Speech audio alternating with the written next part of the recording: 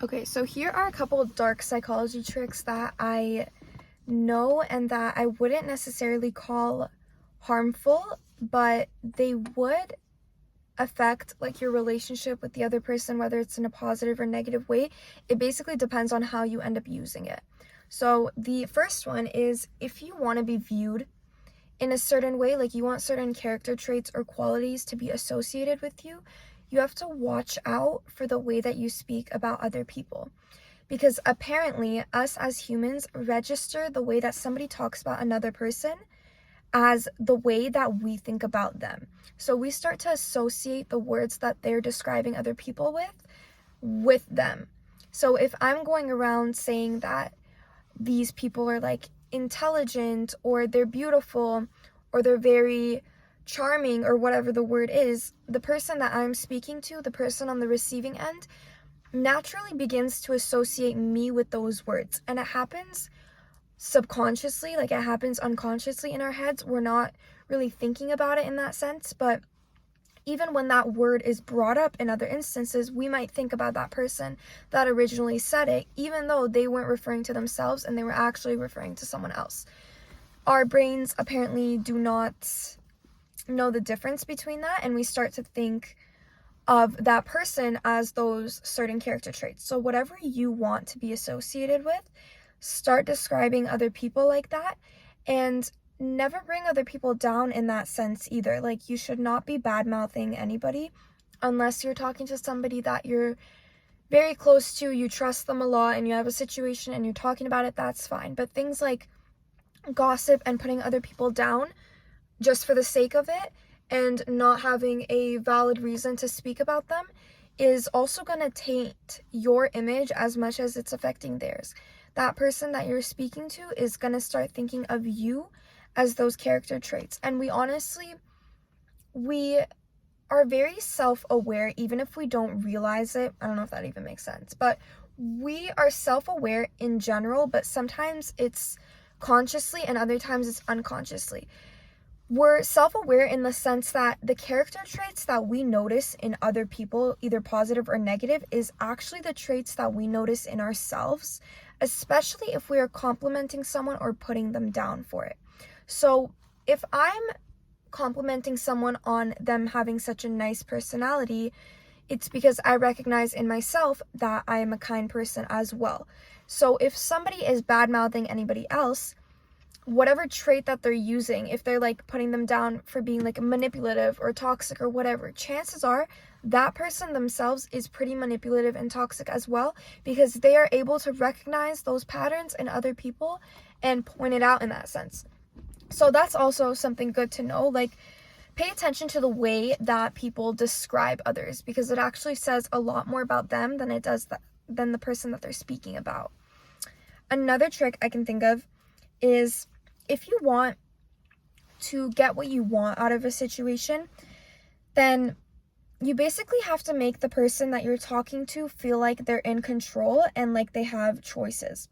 Nobody likes to feel like they're out of control. No one likes to feel like they're trapped or that they have no say in the matter. So if you want to get something out of someone, like if you want to get a certain result, like let's say you want to go to a certain place, but you don't think that they're going to want to go there, what you basically have to do is present the person with two options that seem pretty decent and allow them to make a decision between those two options. So you give them two choices of something that you'd be okay with, and then you ask for their opinion in a sense, but you're not necessarily asking for their opinion because you're basically planting that idea into their head of like, oh, place A or place B, or option A, option B, whatever it is. And even like, let's say it could be something as stupid as like picking between two different shirts. Like you're holding up two and you're okay with buying both, but you're asking the person, oh, which one do you think I should buy? That person will feel like they're in control of the situation. They will feel like their opinion is validated and they will feel seen by you. Those are three very important things within any relationship. And I don't know if this idea is necessarily manipulative or not, but it does help with your relationship with that other person, because it basically makes them feel closer to you by having a say in the matter, and they don't feel irrelevant in the relationship or that their opinion is invalid in any sense. So giving the person two options of like stuff that you'd be okay with doing and telling them to pick one, and then reaffirming what a good decision it was that they made, is a way to get what you want and to also encourage that person to want to give you your way in the future, if that makes sense. Another thing I can think of is in terms of people not wanting to feel out of control, they also don't want to feel like they're being attacked. You don't want to make the person on the receiving end feel defensive in any way and that they have no room to say whatever it is, like whatever it is in the situation. So when you're in a conflict with another person, never use you statements. Never be like, oh, you did this, you hurt me, you screwed me over, whatever it is. Do not talk to the person in that way. Instead, use I statements. Like, I would be like, I felt really hurt by the way that things happened and I wanted to discuss it with you, instead of being like, you hurt me when you did that and you're making me feel like shit. Like, I wouldn't say it like that, because I'm not going to get any positive feedback, any good outcome from the person on the other end, because they're just going to feel attacked and they're going to retaliate at you and they're going to get all defensive and it's just not going to go well. So you never want to do that in any conflict, even if it sounds like you're just being fakely nice, like you're not being actual, like you're not being authentic. That's what I was trying to say. And you're being fake in that sense, that you're like typing it in that way and like beating around the bush. That's not what you're doing. You're still addressing the problem. You're just addressing it in a way that it actually uses communication to the most effective scale, instead of attacking the person, because you're just not going to get what you want out of that situation. Like, it's going to end in a really big argument and it's not going to be necessary for either party. Like, that's not going to work. Another thing about arguments is if somebody ever says something insulting to you, instead of basically retaliating and yelling at them back or insulting them back and being rude about it and not handling it properly, what you want to do is either walk away if something was genuinely so disrespectful and you don't want to continue the conversation to the point where you're just like, wow, this argument is heading nowhere. They just like said the rudest thing to me. Like, I'm not going to deal with this. Or ask them like what they meant by that. Be like, what do you mean? Asking people what they meant in a situation where they just did something immature is genuinely going to throw them off. Like, they're just going to sit there and be like, oh. And same goes for if somebody's making like a disrespectful joke about you. Instead of like laughing it off and acting like you're okay with it or just ignoring it, then ask them what they meant by that. Be like, oh, can you explain to me how that's funny? People are going to feel stupid in that situation, especially if they just said something dumb to you and you point it out and you don't even get upset by it. Like, you're not even giving a reaction. You're just like, what did you mean by that? They're going to feel dumb and they're most likely either going to take it back, apologize, or find a really lame way to explain it. And I mean, when that happens, then just whatever, you take it from there, figure out what you want to do. But asking people what they meant by certain things will work better than you attacking them back for it. Another thing is people talk more in silence. And I don't mean like ghosting someone, like walking away from them, like ignoring them.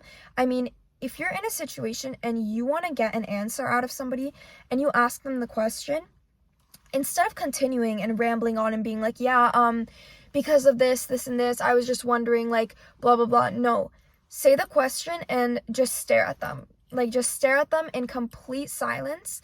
And as they're talking, just like nod your head and listen and just completely stare at them. Chances are they're going to keep talking. Because people don't like silence. People are very uncomfortable by silence and they try to fill it by talking more. And this is usually how you're going to catch somebody in a lie, is if you ask them about it. And instead of continuing to ask, just let them make up their story. Let them say whatever it is.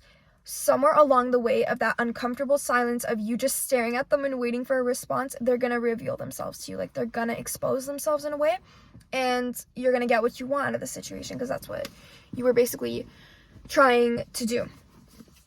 Another psychology trick is, this one I don't actually recommend doing, but if you're in a situation and you genuinely want to get some sort of like reaction out of the person, or you want somebody to become obsessed with you, or you want someone to just basically be thinking about you obsessively, yeah, that's the best way I could say it. Like, this is probably going to get them obsessed with you. People really, really need consistency. What did I say that? Consistency, hello? People really want consistency.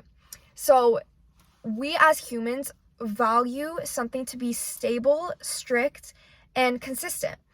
So when something happens that throws off that usual pattern of consistency, we basically lose our minds. Like, we go crazy because we were searching for that familiarity and that comfort in things being in a way that we know how it's going to turn out, and we like it that way. Like, it's familiar.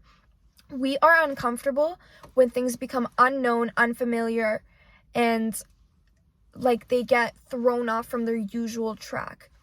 So if you want somebody to start thinking about you obsessively and to be like, oh, what just happened? Like, why did they do that? Blah, blah, blah. You have to keep up some sort of consistent pattern. For example, you check up on a person every single day. Like, you text your friend, whatever, like, oh, how are you? Every single day. And you carry that on for, let's say, 2 weeks. By the way, I'm not saying to do this to your friends. Like, this is, I don't even know when you would use this, but this is a trick. And some people might actually do it to you. I've had it done to me, where people are consistent in the way they treat me, and then they purposely switch up to get a reaction out of me. Like, I've had that happen multiple times. It never goes well for the other person because I understand the psychology of it, so I don't get thrown off and I don't react.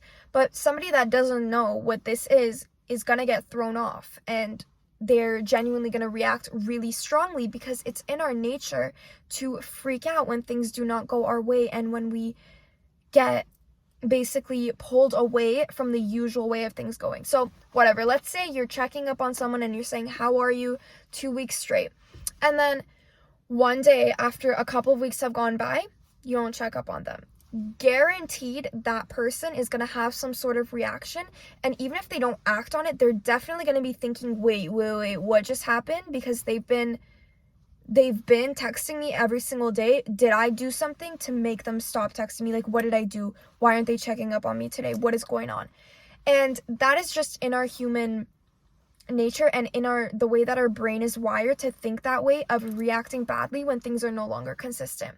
So that's one other psychology trick. I'm pausing the video because I can't think of any more right now.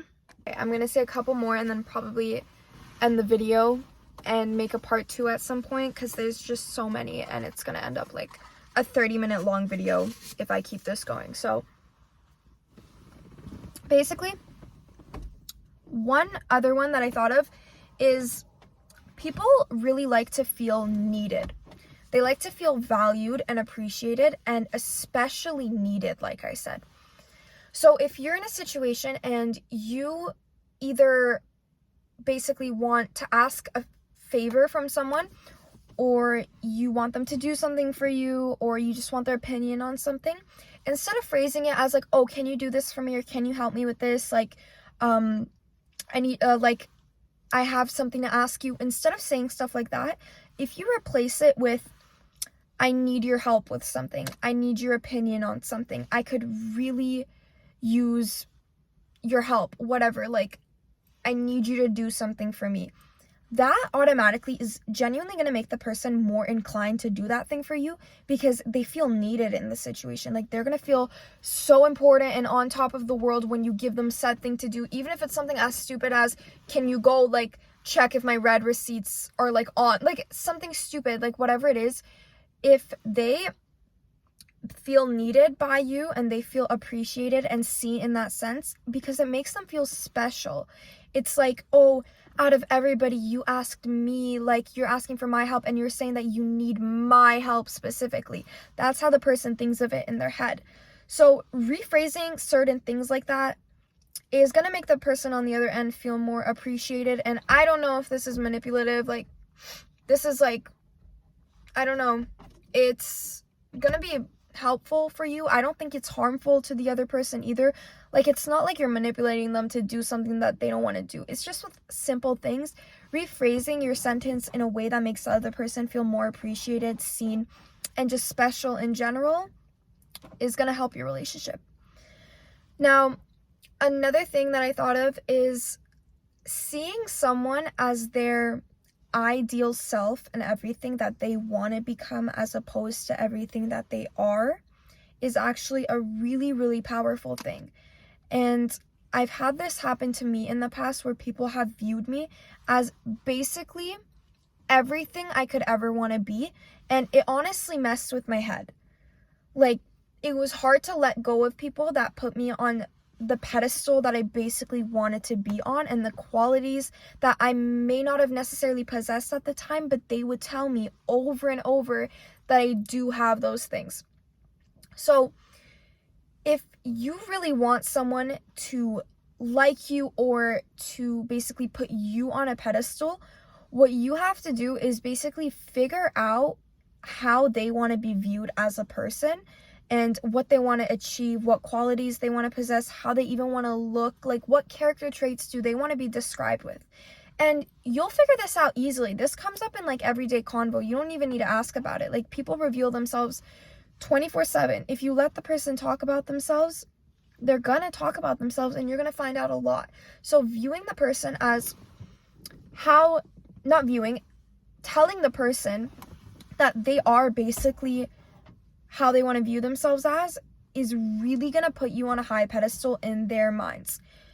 Like, for example, if somebody wants to be viewed as a very, very social person, but let's say they're more introverted, they have trouble talking to people, in little instances, if you're just like, wow, you are so social, like, I love your energy, you bring such a light to the room, whatever you want to say, they are 100% going to start to like you more because of that, because you're basically reaffirming everything that they want to be. And in turn, they start to become kind of, I wouldn't say obsessed with you, but they kind of start to become attached to you because they associate you with the image that they want to be. So every time that they are reaffirmed that, like, they're doing a good thing, that they're being in a good way, whatever it is, they're basically going to want to thank you for it. And in their heads, they just associate that with you and they register it with you. So that's the other trick I can think of. I honestly probably have so many more, but I do not have, like, the energy to... Not the energy. There's literally a car spinning in front of me. Yeah, okay, I'm going to stop this video now.